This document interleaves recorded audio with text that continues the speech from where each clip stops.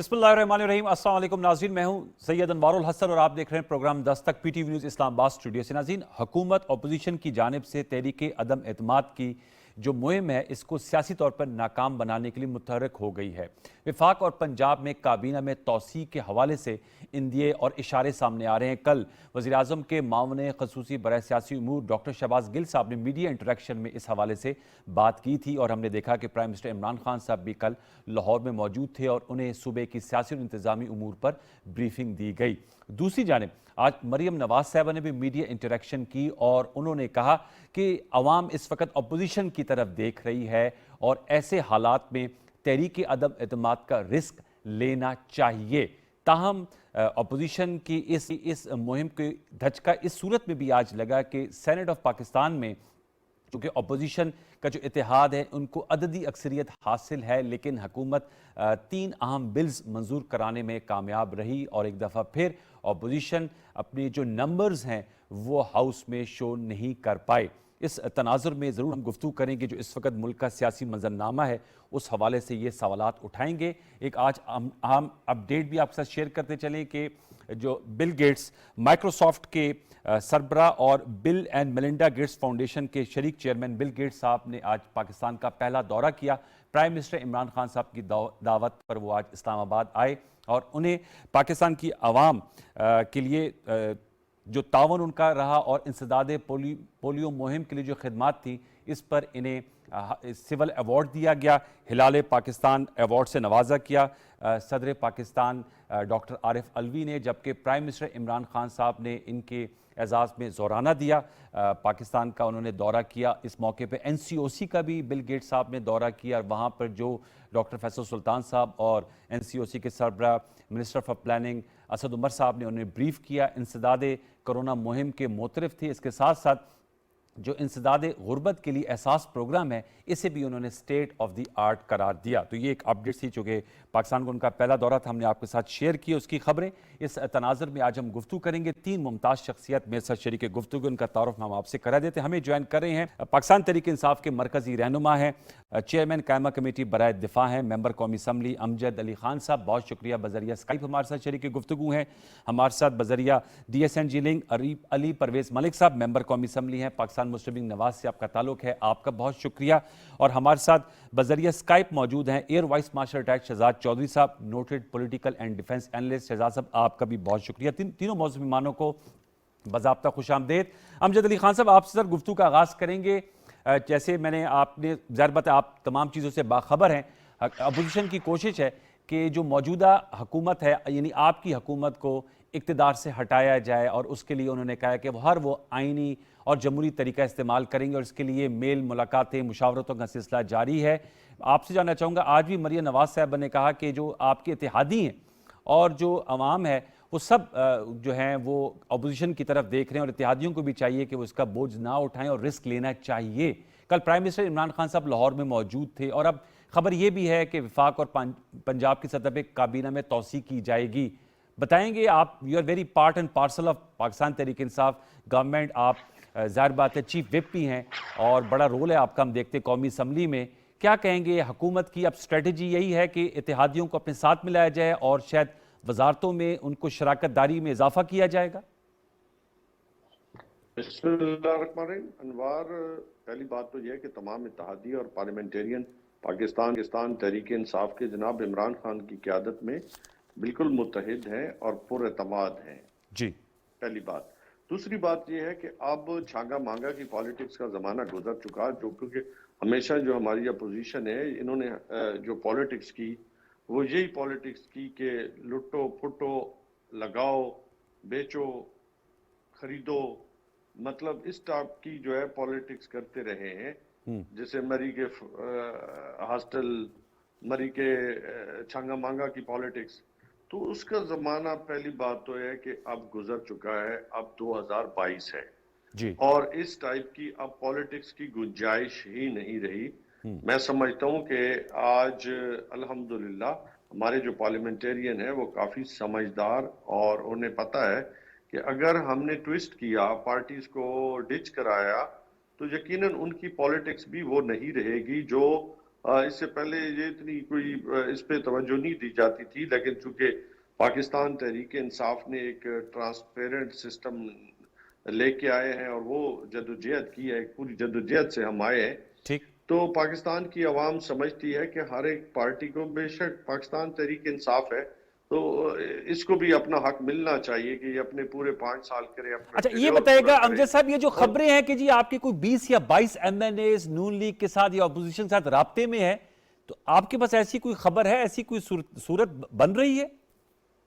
नहीं, आपको किसी ने कहा है या किसी हमारे मेंबर पार्लियामेंट ने आज कोई ऐलान किया है, कोई अपनी नहीं, ऐलान नहीं किया। ये मुझे जो इस्लामाबाद शहर इक़्तिदार में ऐसी बहुत सी खबरें चल रही होती है ना, तो मैंने इसलिए आपकी मौजूदगी का फायदा उठा के आपसे पूछ रहा हूं ना सर। अल्हम्दुलिल्लाह सारे सेम पेज पे हैं और हम खान साहब पे ठीक। एतमाद करते हैं, और हमें पता है कि खान साहब इस मुश्किल की घड़ी में, जहां पे आज मामला जो इकॉनमी जो 5.37 तक लेके आए हैं इन 3 सालों के, जो अच्छा। हमारी साबका हुकूमतें रही हैं वो अपने 5 साल में इतने कम वक्त में ट्रैक पे नहीं ला सके। ठीक। तो वो तो अब ये जो अपोजिशन को पंजाब मालूम और है कि वफाकी अगले 5-6 सतह पे काबीना में तौसीक की बात की जा रही है, तो इसमें पीएमएलक्यू, बलूचिस्तान अवामी पार्टी, एमक्यूएम, उनको वजारतें दी जाएंगी और पीटीआई के और लोगों को भी शामिल किया जाएगा? देखिए, इसके बारे में अभी कोई हतमी तो नहीं है, लेकिन अगर नए आने वाले जो लोग हैं ठीक। उनको मौका मिलना चाहिए, इसके बारे में यही कहना चाहता हूँ। अच्छा, आपको भी हम देखेंगे या नहीं काबीना में? मेरे लिए खान साहब का प्राइम मिनिस्टर होना ही बड़ी बात है। चलिए ठीक है। और अली परवेज मलिक साहब, लेकिन आप भी माशाल्लाह दूसरी दफा एमएनए बनकर आए हैं ना पीटीआई के टिकट, मैंने इसलिए सवाल पूछा था। अली भाई, ये बताइएगा, आज भी मरियम नवाज साहबा ने बात की और उन्होंने कहा रिस्क लेना चाहिए, लेकिन वो मैंने सेनेट का इसलिए कहा क्योंकि सेनेट में तो आप लोगों की एक वाज़े अक्सरियत है, लेकिन वो अनफॉर्चुनेटली वो प्रूफ नहीं हो पाती जब भी मौका आता है नंबर्स गेम की, क्योंकि हम बात कर रहे हैं और आपने अगर अदम एतमाद लानी है कौमी असम्बली में तो यू नीड नंबर्स। वहां तो आप ऑलरेडी डेफिसिट में हैं, आपको इनके अलाइज से रब्ता करना होगा या पीटीआई के एमएनएस को अपनी तरफ लाना होगा, तब कोई सूरत निकलती है कामयाबी की। लेकिन सेनेट में तो आपकी अक्सरियत है, लेकिन वो भी क्रूशल टाइम्स में नहीं आप लोग प्रूफ कर पाते। तो ये जो मुहिम का आप लोगों ने बेड़ा उठाया है, इसको कैसे आगे लेकर चलेंगे? हालात तो जो नजर आ रहे हैं वो तो आपके फैसले के खिलाफ जा रहे हैं। अली परवेज मलिक साहब। बिस्मिल्लाहिर्रहमानिर्रहीम। बहुत शुक्रिया अनवार भाई, आज आप अपने प्रोग्राम में याद किया आपने। देखिए, मैं जिस तरह मेरे भाई अमजद खान नियाजी साहब ने गुफ्तगू की, मैं भी आपको 2-3 चीज़ें पहले पेश कर देता हूँ और उसके बाद मेरे ख्याल से जो हम गुफ्तगू करेंगे वो बेहतर अंदाज के अंदर आगे चल सकेगी। पहली बात ये याद रखिएगा, आज़ादाना माहौल के अंदर नेशनल असम्बली से यूसुफ रज़ा गिलानी सेनेटर मुंतखब हो चुके हैं, ये फैक्ट है। दूसरी बात ये है कि ऑपोजिशन की जो जमातें थी सारी, वो आप जानते हैं पास्ट के अंदर ये जो सियासी रिश्वत का कल्चर था, इसको ख़त्म करके उन्होंने एक बेहतर आगाज़ चार्टर ऑफ डेमोक्रेसी के ज़रिए उसके ऊपर साइन करके वो आगे लेके चले थे। पर अफसोस के साथ कहना पड़ता है कि इमरान खान साहब जो यहाँ पे आला इक़्तिदार की सियासत के दावेदार थे, आपने देखा है माशाल्लाह किस तरह से जब अपनी उनकी जो हुकूमत है उसके ऊपर जब प्रेशर आ रहा है तो अपने इक़्तिदार को तूल देने के लिए वो किस तरह से एसडीजी के नाम के ऊपर, सस्टेनेबल डेवलपमेंट गोल्स के नाम पे 50 अरब रुपए अपने पार्लियामेंटेरियंस को और इत्तेहादियों को भी बांटते हुए नजर आ रहे हैं। इसके साथ साथ अपनी काबीना को भी आज वो दोबारा एक्सपेंड करने की बातें कर रहे हैं। तो काइंडली इनको जरा अपने रवैये को रिव्यू करना चाहिए और इनका जो कॉल ऑफ फेथ का तजाद है ना, वो मेरे ख्याल से अब लोगों के सामने बिल्कुल आ गया हुआ है। अब जहां तक आप नो कॉन्फिडेंस की बात कर रहे हैं, देखिए अनवार भाई, गुजारिश इतनी सी है कि जिस तरह इलेक्शन अब हमारे करीब आता जाएगा, उस वक्त इनके अपने सारे जो इलेक्टेबल्स हैं और इनके जो अपने इत्तेहादी हैं, उनको ये सोचना पड़ेगा कि उन्होंने इस हुकूमत की नालायकी का बोझ किस हद तक आगे लेके चलना है। इलेक्शन की आप बात करें, वो तो अली परवेज जाएंगे तो आपको याद है कामिल अली आगा साहब ने क्या कहा कि हम इनके इत्तेहादियों के तौर पे जब हम जाते हैं अपने हलकों के अंदर तो हमें अंडे पड़ते हैं। तो ये वो बुनियादी तकलीफ और चीज होगी जिसकी वजह से आज इनके मेंबरान दूसरी मकबूल जमातों की तरफ देख रहे हैं। और जब आप पंजाब की बात करते हैं तो आज भी पाकिस्तान मुस्लिम लीग नवाज जो है, आप जानते हैं दर्जन से ज्यादा जिमनी इलेक्शन भी जीत चुकी हुई है, छावनियों का इलेक्शन हुआ, बल्दियाती इलेक्शनों के अंदर इनकी क्या सूरत हाल रही। तो यही वो वजह है जिसकी वजह से इनके मेंबरान जो है हमारे से रुजू कर रहे हैं। इसमें और एक सवाल है इत्तेहादी भी, क्योंकि उनको ये अवाम की अदालत में जाना पड़ेगा तो वो दोबारा रिव्यू करें। और आखिरी बात मैं आपसे कर लूं, जहांगीर खान तरीन साहब, ये याद रखिएगा, वो सारे मेंबर जो हैं जो जहांगीर खान तरीन साहब के ग्रुप का हिस्सा है, वो बखूबी इमरान खान साहब की जो पर्सनैलिटी है उससे वाकिफ हैं। उनको पता है कि उनको जो अब आगे इलेक्शन आ रहा है उसमें तो इमरान खान साहब की तरफ से टिकट उनको बिल्कुल कहीं जगह पे नहीं मिलेगा। तो इसलिए वो लोग भी सारे दूसरी जमातों की तरफ देख रहे हैं और अपने इलेक्टरल प्रोस्पेक्ट्स को इंप्रूव करना चाहते हैं। तो आप जब इन सारे मामलात को बेहतर अंदाज में तरतीब दे देंगे तो नेशनल असेंबली के अंदर आजादाना माहौल के अंदर इमरान खान साहब जो 172 का नंबर है उससे कहीं शॉर्ट पाए जाएंगे। तो ये वो सोच है जिसके ऊपर ऑपोजिशन की जमातें इकट्ठा होकर काम कर रही हैं और इंशाल्लाह बहुत जल्दी कौम को अच्छी खुशखबरी देंगे। लेकिन मैं शहजाद साहब को जाऊंगा, लेकिन अली भाई वो जो सेनेट में मैंने आपसे कहा कि आपकी स्ट्रेंथ है लेकिन वहां पर आप लोग यकसू नहीं हैं, तो ये इसलिए एक सवाल उठता है कि सेनेट में स्ट्रेंथ होने के बावजूद बिल्स जो क्रिटिकल हैं जिनके आप नक्काद हैं वो आप रोकने में नाकाम हो जाते हैं।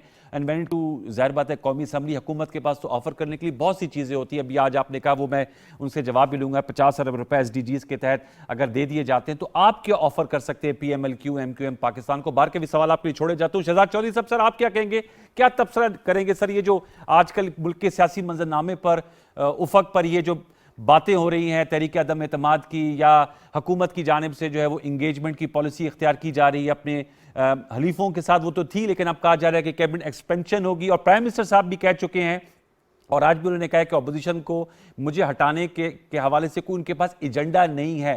तो ये बाज़गश्त हमें लगातार सुनाई दे रही है, इस पर आपका क्या तबसरा है? अच्छा, पहले तो सेनेट वाली बात कर लेते हैं जो आपने पहले छेड़ा, एक मसला कि सेनेट में नंबर्स ज्यादा होने के बावजूद। मेरा ख्याल है सेनेट का मामला थोड़ा सा फर्क है। ये जो आज बिल्स थे इनका, उसमें से एक बिल तो IMF की एक जो हमारी दोबारा से प्रोग्राम स्टार्ट हुआ उसके अंदर एक रिक्वायरमेंट है कि आगरा की गैस प्राइसेस की जो रिक्वायरमेंट है, आगरा के पास इंडिपेंडेंस होनी चाहिए, अगर हुकूमत वक्त उनकी बात नहीं सुनती तो 40 दिन। तो एक तो वो बात है, तो मेरे ख्याल में कि वो एक IMF की रिक्वायरमेंट थी जिसको पूरा किया गया। और क्यों पूरा किया गया? क्योंकि अब ये इसके ऊपर IMF के प्रोग्राम के ऊपर बेइंतहा हमारे यहाँ वो डिबेट भी हुई है और तनकीद भी होती है, डिवाइसिव डिबेट है जी, खासतौर पे ऑपोजिशन बहुत ज्यादा तनकीद करती है। जी। लेकिन प्रॉब्लम ये है पाकिस्तान का कि पाकिस्तान की मईशत का, और ये सिर्फ PTI के साथ नहीं है ताल्लुक इसका किसी भी पॉलिटिकल सिस्टम के साथ, किसी भी डिस्पेंसेशन ऑफ गवर्नमेंट के नीचे है कि ये जो माशी हालात हो गए हैं इनको कैसे रिकवर किया जाए। ये जो उधार आंस पर पड़ा है सर के ऊपर, जो बढ़ गया इतना ज्यादा कर्जा, इसको कर्जे को कैसे रिटायर किया जाएगा। अभी तो हम उसका इंटरेस्ट पे कर रहे हैं, अभी प्रिंसिपल की तो बारी नहीं आई। बाहर सूरत उसको साइड पे छोड़ते हैं। तो मेरा मतलब कहने का यह है कि जो अदम एतमाद है वो तो आएगी नेशनल असेंबली में, उसका सेनेट से आप मुवाजना नहीं कर सकते। सेनेट के अंदर जो बिल पास होता है या जो होता है उसके अंदर कोई भी वजूहात और हो सकती हैं। 53 के करीब मेंबरान हैं अपोजिशन के, लेकिन अगर उसमें से 29 हैं तो ये तो फिर अपोजिशन को अपनी चारपाई के नीचे डांग मारने की जरूरत है कि बाकी लोग कि तो क्यों नहीं आते या क्या वजह, किस वजह। बहरहाल ना आने की वजह से पाकिस्तान की जो आज की मुआशी हकीकत है उसकी कोई ना कोई थोड़ी बहुत बचत हो जाती है और वो जो IMF वाला मसला है वो हल हो जाता है। इसको एक तरफ करके दूसरी तरफ देखिए, मैं समझता हूँ अदम एतमाद आएगी नहीं आएगी, जो ला सकता है वो लाएगा, अगर नंबर्स पूरे होंगे तो सक्सेसफुल हो जाएगी। लेकिन मेरा मसला अदम एतमाद नहीं है, मेरा मसला ये है कि अगले जो 1.5 साल रह गया है इस हुकूमत का या किसी भी हुकूमत का, ये हो कोई और हो उसके बाद हो, 3 बड़े मसले हैं इस वक्त। मैंने कर्जे का जिक्र कर दिया आपको, उससे पहले जो मैं बात कर रहा था अभी सेनेट के उसके अंदर IMF के मामले के अंदर कर्जे की जो पहाड़ है, इसको पाकिस्तान की मईशत किस तरीके से रिटायर कर सकती है। अगर मुझे अपने सियासतदानों से, और ये तमाम इसमें शामिल हैं जो पार्लियामेंट में हैं, तमाम ग्रुप्स, तमाम पार्टियां, ये बता दें कि किस तरीके से इसको रिटायर करेंगे और हम कैसे फिर से दोबारा जिसे कहते हैं कि फ्लोट करना शुरू करेंगे बजाय डूबने के। पहली बात तो ये। दूसरी, ये जो एनर्जी का हमारा जो ये जो हमारे ऊपर जो 2500 अरब का सर्कुलर डेट है, ये कर्ज़शी कर्जा। 2500 अरब सर्कुलर डेट जो है, इसके लिए क्या प्लान है हमारे सियासतदानों के यस। पास कि हम इसको किस तरह रिटायर करेंगे। तीसरा, पब्लिक सेक्टर एंटरप्राइजेस हर साल 1100 अरब रुपया खा जाती है। तो अगर आप इन्हीं को कुछ मामला कर लें, यानी 2500 अरब का तो चलो बहुत मुश्किल है कि एकदम से कोई हल निकले, लेकिन कोई तरीका निकलना चाहिए। पेंशन्स का बोझ है मिसाल के तौर पे बहुत बड़ा।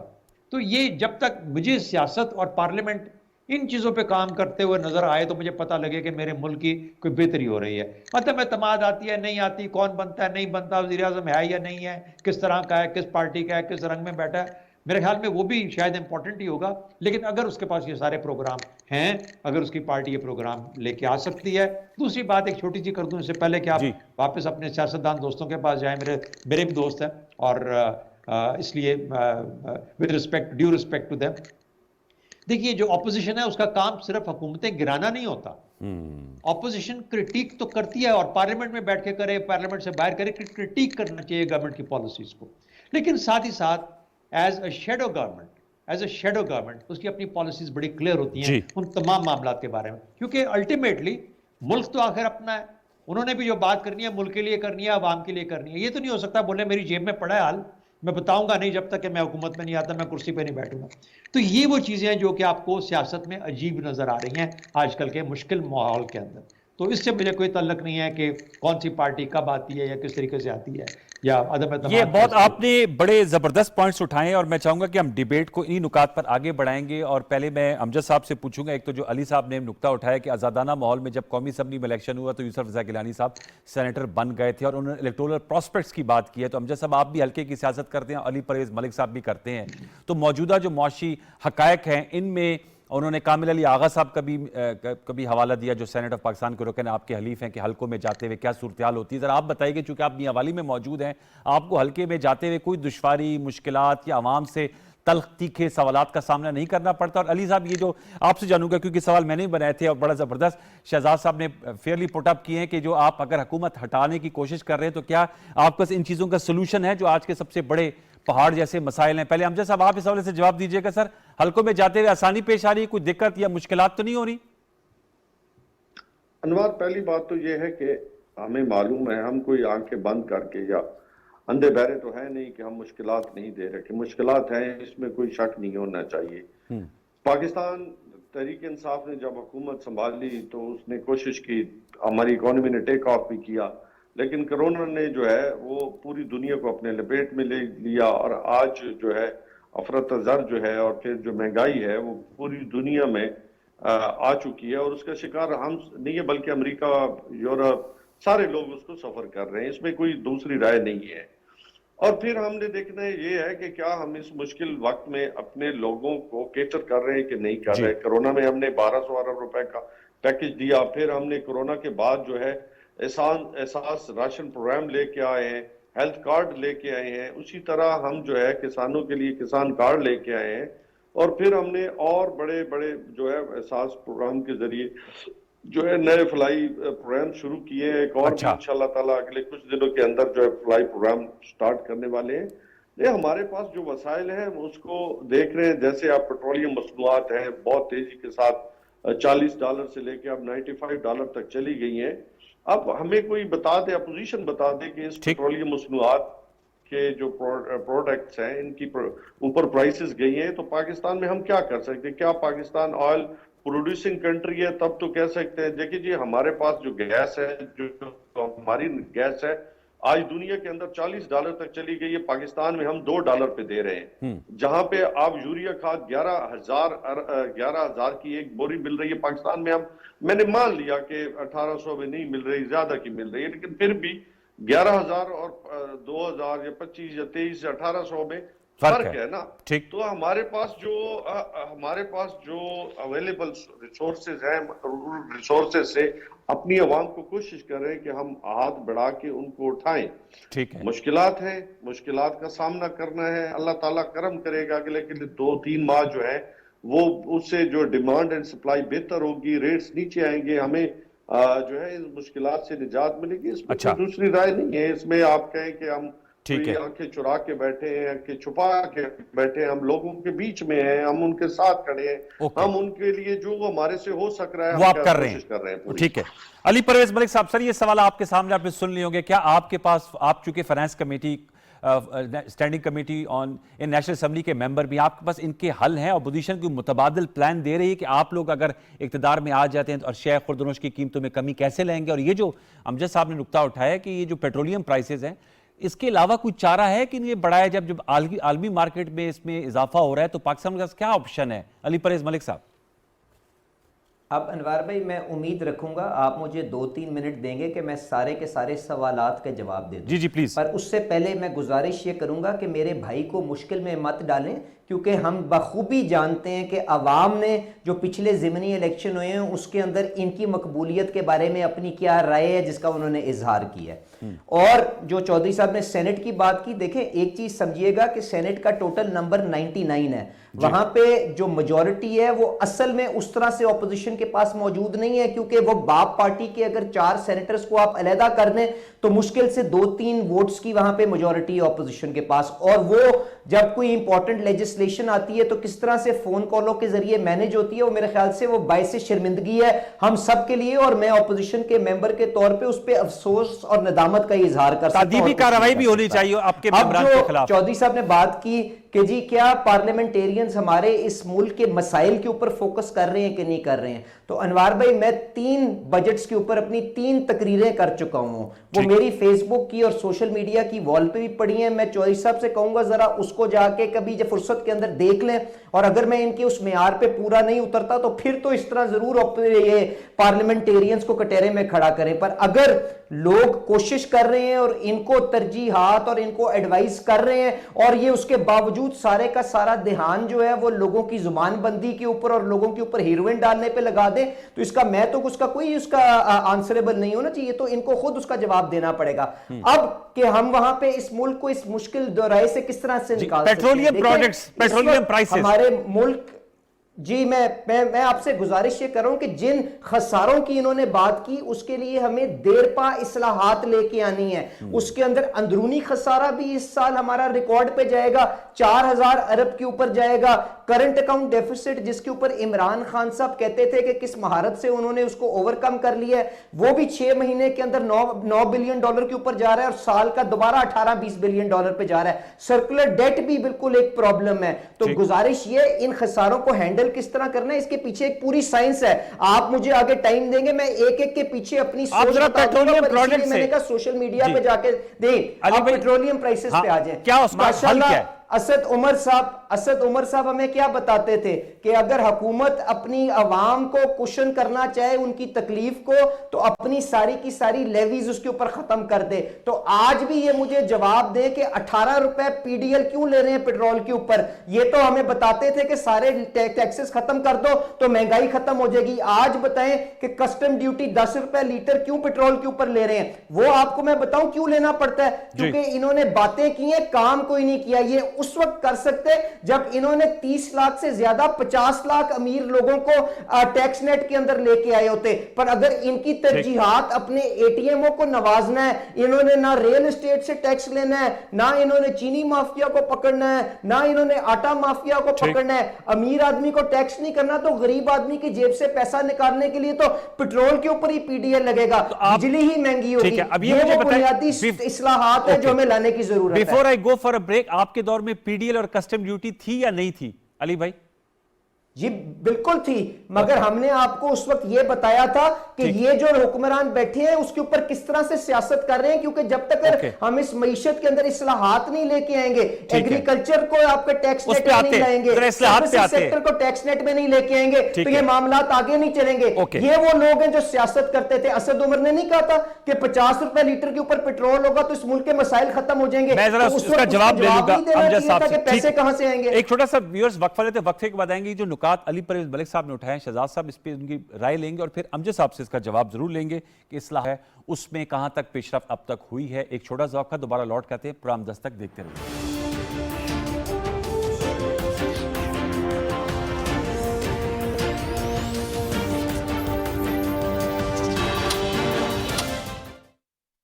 next level of sports facility. Marina Sports city. सिर्फ 1.5 लाख रुपए से बुकिंग और बहाना किस्त सिर्फ 9,500 रुपए से। Welcome to the new home of Lahore Qalandars, Marina Sports City. 042 111 333 987, a project of Al Jaleel Developers.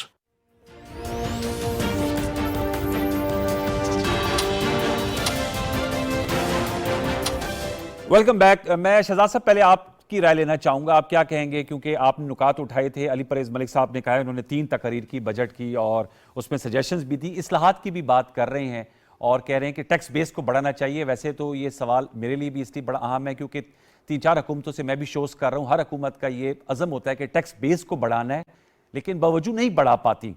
Noon league भी नहीं उस तरह नहीं बढ़ा पाई थी, पीपल्स पार्टी भी नहीं, और अभी भी ये इनकी कोशिश है पीटीआई की कि हम बढ़ाएं, लेकिन उस हद तक कामयाबी नहीं मिली। सर योर टेक, फिर अमजद साहब से जो नुकात अली साहब ने उठाया उसका जवाब गवर्नमेंट रैप के तौर पे देंगे।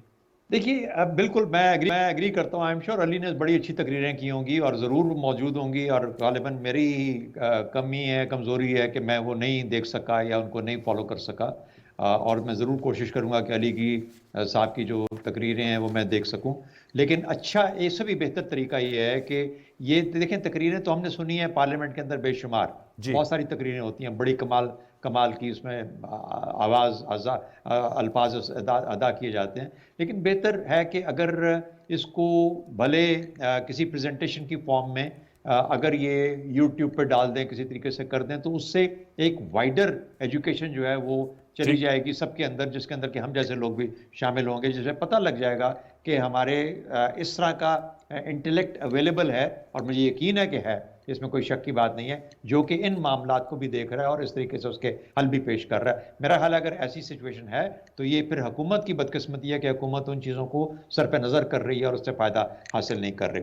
और उसके अलावा भी बड़े कमाल के इकोनॉमिस्ट हैं हमारे यहाँ, और हमें थोड़ा सा अपने नेट को वाइडर डालना चाहिए to be able to catch those people जो कि आके हमारे साथ मदद कर सकते हैं और हमें बता सकते हैं कि किस तरीके से मामलात को बेहतरी की तरफ ले जाया जा सकता है। लेकिन अगर ऐसी बात होती तो ये 40-50 साल से या 60 साल से ये जो तूफान हमारे सर पे खड़ा है 70s के बाद से, इनफैक्ट प्रैक्टिकली, तो ये ना इतना बड़ा पहाड़ बन सकता जो कि बन चुका है। Somewhere along the way Ali साहब की आवाज़ इनकी पार्टी ने भी नहीं सुनी, वरना अगर वो भी सुन लेते तो ज़रूर आई एम श्योर ये चीज़ें सारी की सारी उस वक्त भी करेक्ट हो सकती थी। आपको पता है कि जो सर्कुलर डेट है ये जाहिर है कि अभी बढ़ बहुत गया, लेकिन 1100 अरब तो उस वक्त था जब हुकूमत बदली थी, तो इनके हिस्से 1100 अरब आ गया था उस वक्त। तो ये चीज़ उस वक्त कर लेनी चाहिए थी, नहीं की, इसीलिए तूफान बन के, पहाड़ बन के हमारे सामने हमें फेस करना पड़ रहा है। इनको तो किसी को फेस नहीं करना पड़ रहा, आवाम को फेस करना पड़ रहा है। पिस तो आवाम रहे हैं ना सारी चीज़ के अंदर। एग्जैक्टली।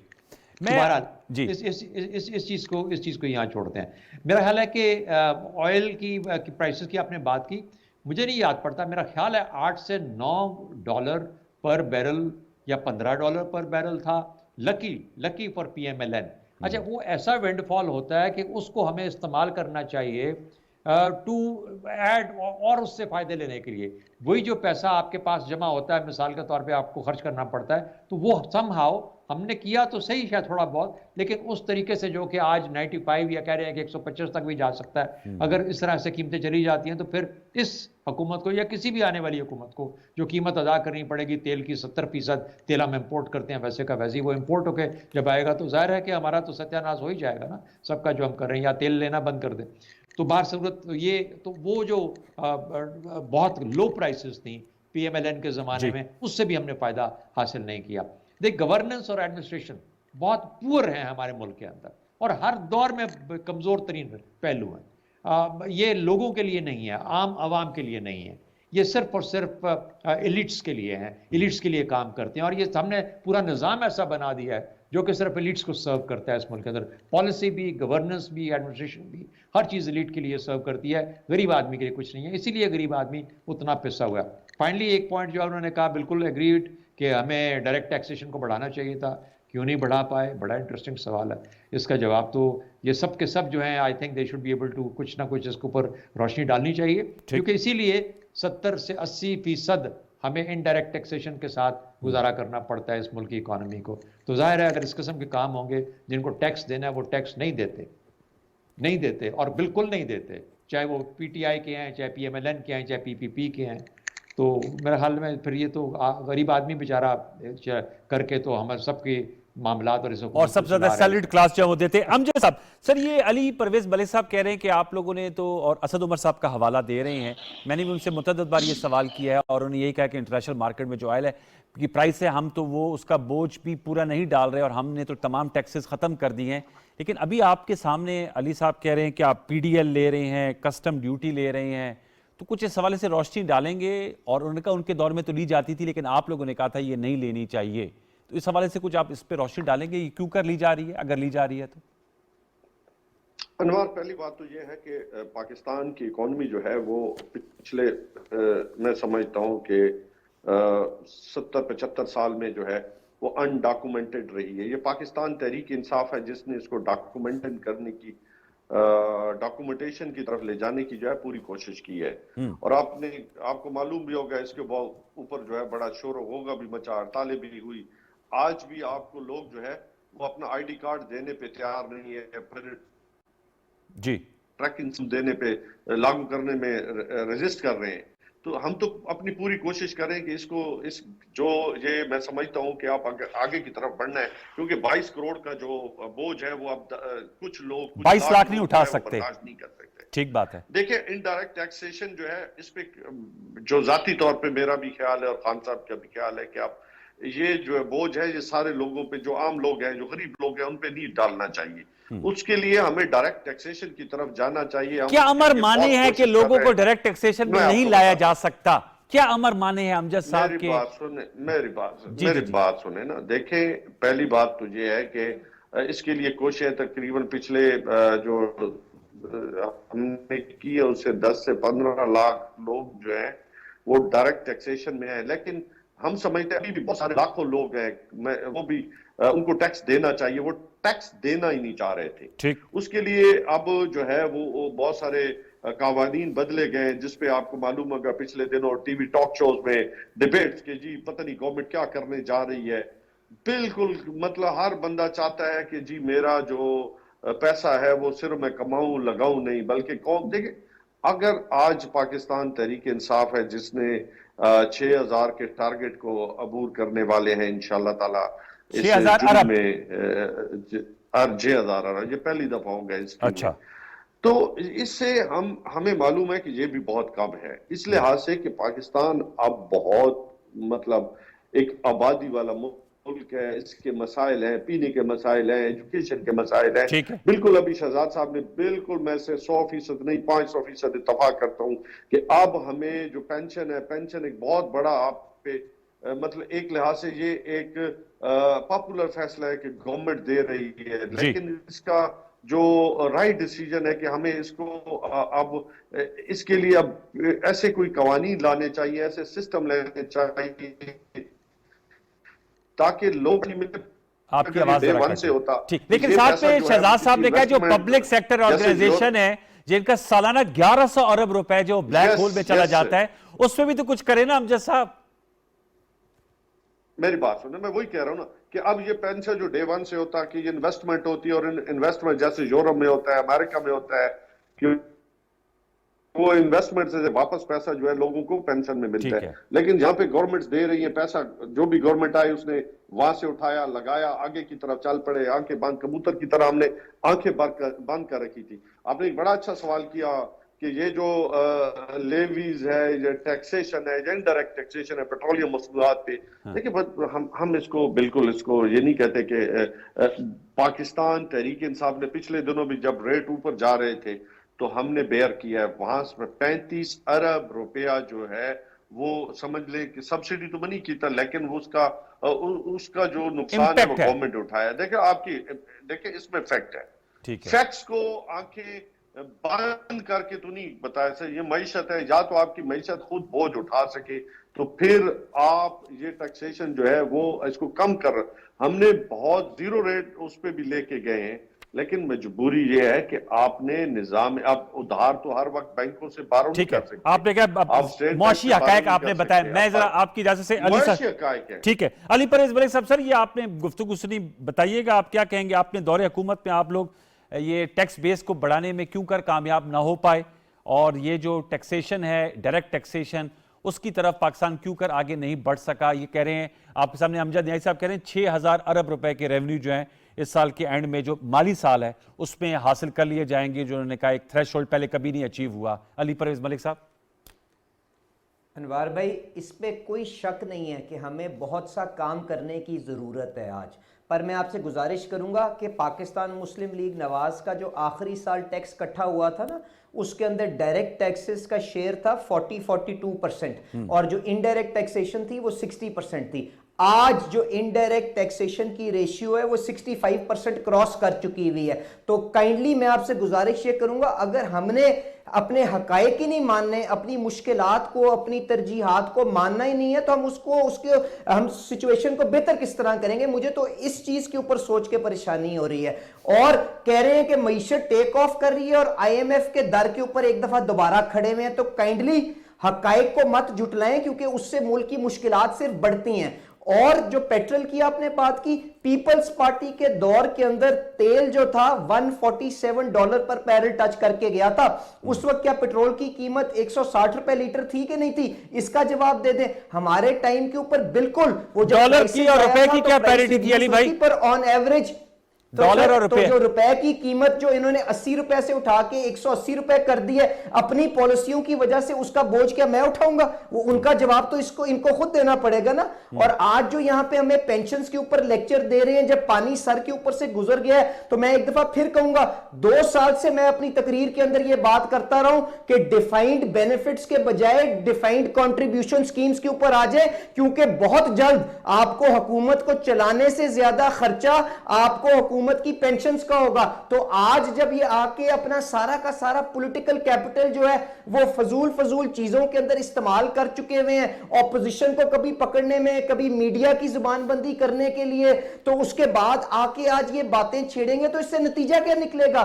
इनके तो अपने मेंबरान इनके साथ चलने को तैयार नहीं है। अच्छा। क्या इन्होंने वो असेंबलियों के अंदर वो माहौल बनाया था जिसके अंदर ये ऑपोजिशन के साथ बैठ के इन बुनियादी इस्लाहात के ऊपर बहस करते, वहां पे प्रायोरिटाइज कर सकते, तरजीहात बनाते, और उसके बाद हम बहैसियत कौम उनके ऊपर आगे चलते?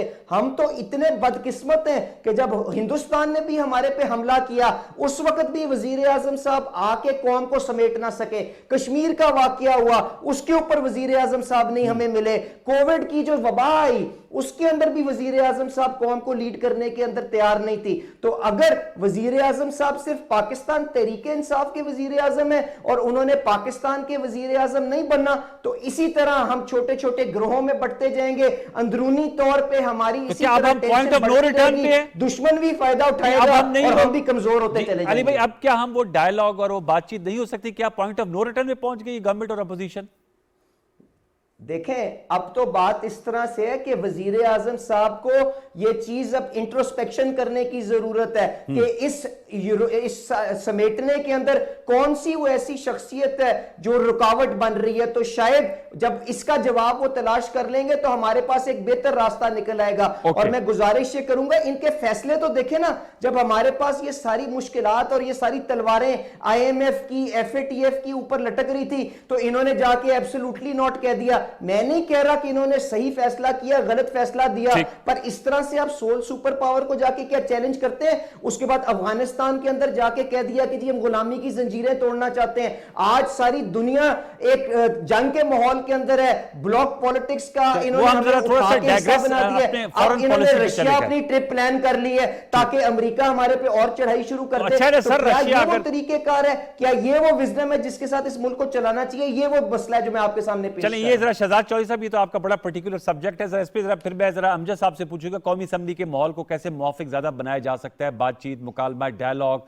अच्छी डिबेट्स, को नतीजा खेज किस्म की गुफ्तगू, सिर्फ पॉइंट स्कोरिंग, ब्लेम गेम, लफ्जी जंग नहीं। लेकिन ये जो कह रहे हैं सर, ये जो foreign policy statements prime minister साहब की कर रहे हैं, शहजाद साहब आप समझते हैं बेहतर तौर पर फॉरेन पॉलिसी मैटर्स को आगे बढ़ाया गया है मौजूदा दौर में, जो अब तक प्राइम मिनिस्टर साहब की काविशें रही और रूस पे का जाना उनका एक बेहतर और ऐसा इकदाम है दौरे रूस? बड़ी मेहरबानी। ऑल्दो ये सब्जेक्ट आपके सब्जेक्ट से हट जाएगा जी, लेकिन मेरा ख्याल है कि पाकिस्तान की फॉरेन पॉलिसी पिछले 3-4 साल में तो यही रही है कि पैसा कहां से कितना मिल सकता है।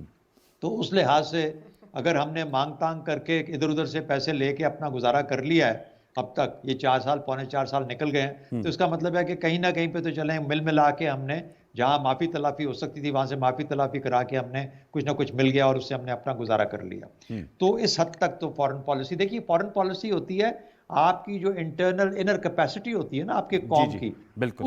उसकी कितनी कैपेसिटी है टू चेंज या शेप इवेंट्स, आप हालात को कैसे बदलने की अहलियत रखते हैं। अब वो जमाना रह गया जहां पर सिर्फ बातों से, अच्छी अंग्रेजी बोलने से या डिप्लोमेसी जिसे हम आज तक समझते रहे हैं, जो ट्रेडिशनल डिप्लोमेसी के साथ हम अपने, नहीं, अब आपके पास कैपेसिटी कितनी है, आप सब्सटेंस कितना है आपके मुल्क के अंदर, आप कितने स्टेबिलिटी, पोलिटिकल स्टेबिलिटी कैसी है, इकोनॉमिक स्ट्रेंथ क्या है।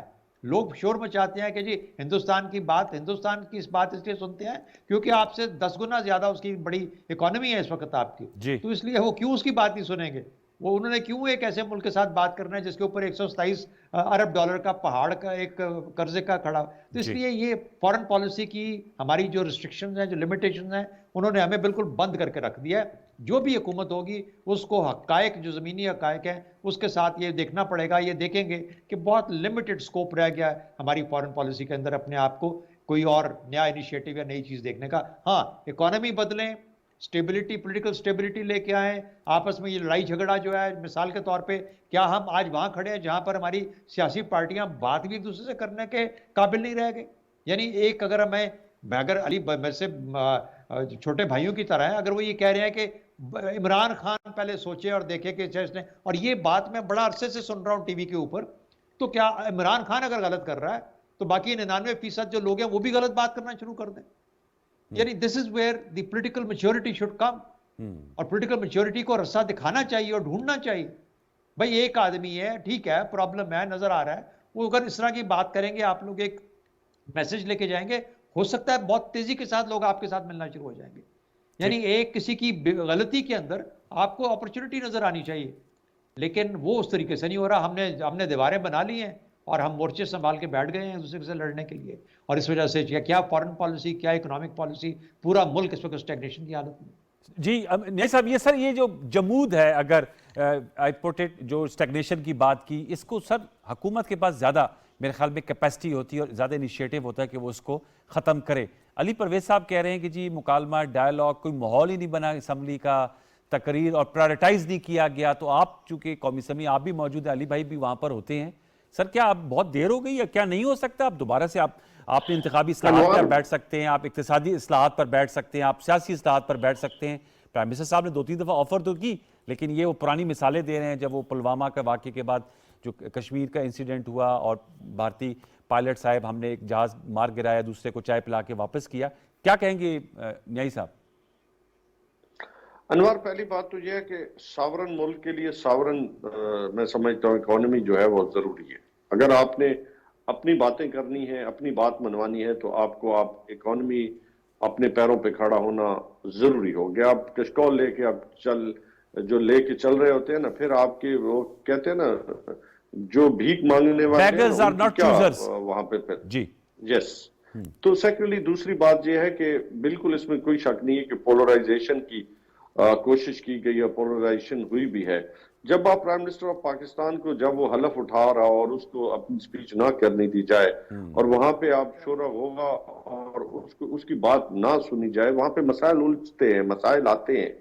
बिल्कुल इसमें कोई शक नहीं है कि नेशनल असेंबली के पार्लियामेंट वाहिद इदारा है जहां पे आप डिबेट कर सकते हैं, आप अपनी बात कर सकते हैं। देखिए जमहूरियत है क्या जी, अगर आप अपनी जो वहां पे एक मतलब जैसे अली है, मैं वहां पे जाएंगे, अपनी बातें रखेंगे, एक पॉलिटिकल विल के साथ रखेंगे, एक पब्लिक विल के साथ रखेंगे, और वहां पे जो हम नीचे से लेके ऊपर तक जो हमारे पास जो इंफॉर्मेशन आ रही होती है, जो हमारे पास कैथारसिस आ रहा होता है, जो तजावीज प्रपोजल्स आ रही होती है, वो नेशनल असेंबली के सामने हमने रखनी होती है। कुछ लर्न करते हैं और दुनिया को देखते हैं।